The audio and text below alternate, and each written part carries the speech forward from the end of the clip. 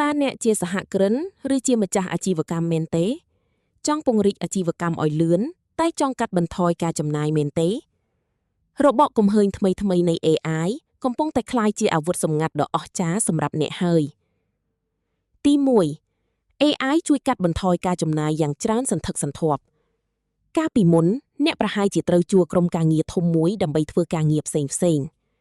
ប៉ុន្តែឥឡូវនេះ AI អាចជួយអ្នកធ្វើការងារស្ទើរតែគ្រប់យ៉ាងចាប់តាំងពីការសរសេរអត្ថបទផ្សព្វផ្សាយការរចនារូបភាពវីដេអូរហូតដល់ការឆ្លើយតបអតិថិជន24ម៉ោងលើ24ម៉ោងដោយស្វ័យប្រវត្តិនិងគ្មានការនឿយហត់ទី2គឺជួយពង្រីកអាជីវកម្មបានលឿនបំផុត AI អាចវិភាគទិន្នន័យអតិថិជនរាប់ម៉ឺននាក់ក្នុងពេលតែមួយវិនាទីជួយឲ្យអ្នកដឹងពីតម្រូវការទីផ្សារពិតប្រាកដនិងរៀបចំយុទ្ធសាស្ត្រលក់បានចំគោលដៅភ្លាមៗដោយមិនបាច់ទីផ្សងសំណាងទៀតឡើយឈប់បារម្ភរឿងខ្វះដើមទុនឬខ្វះបុគ្គលិកទៀតទៅ